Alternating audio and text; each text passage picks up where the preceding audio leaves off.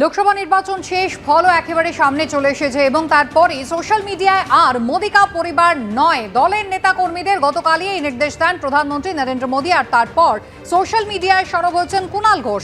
তার নিশানায় মোদিকা পরিবার। মোদিকা পরিবার লেখা হয়েছিল কেন, আর এখন তা মুছে ফেলার নির্দেশই বা কেন দেওয়া হচ্ছে? দেশ ও বাংলার জনাদেশ থেকে ধাক্কা খেয়েই কি এই সিদ্ধান্ত? বিজেপি ও এনডিএর অন্দরমহল যে টলমল, তারই প্রতিফলন। এক্স হ্যান্ডেলে এভাবেই পোস্ট করে সমালোচনা করলেন কুণাল ঘোষ।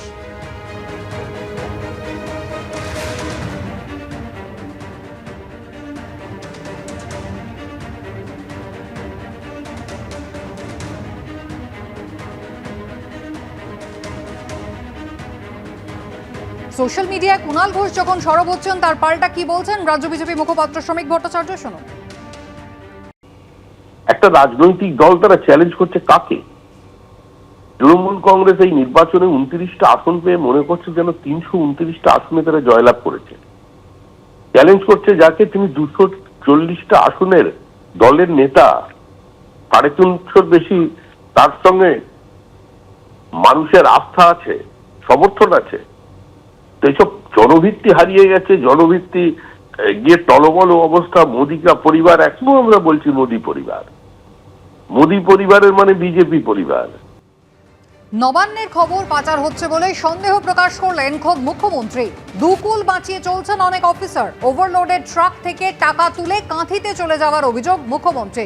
নবান্নের প্রশাসনিক বৈঠকে পুলিশের একাংশের ভূমিকায় ক্ষোভ প্রকাশ করলেন স্বয়ং প্রশাসনের যিনি কর্তা ব্যক্তি এবং যিনি একেবারে রাজ্যের পুলিশ মন্ত্রী।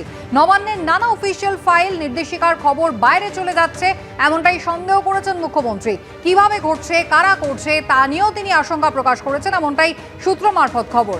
প্রশাসন আরও সক্রিয় হলে লোকসভায় মিলত বাড়তি 3 থেকে 4টি আসন। নবান্নে প্রশাসনিক বৈঠকে এমনটাই দাবি করেছেন মুখ্যমন্ত্রী বলে সূত্র মারফত জানা যাচ্ছে।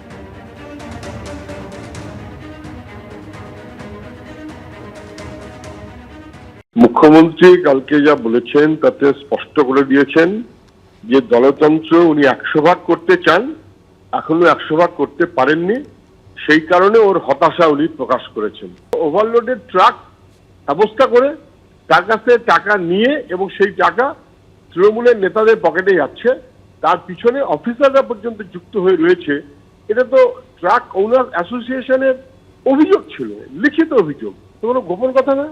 উনি সেগুলোকে অ্যালাউ করেছেন যাতে লুঠের টাকাটা পুরোপুরি আসে।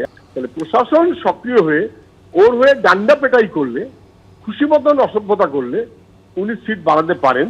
প্রশাসন এই ডান্ডা পেটাই না করলে ওনার নিজের যোগ্যতা ক্রমশ কমছে। এটা ওনার কথায় কালকে কিন্তু স্পষ্ট হয়ে গেছে।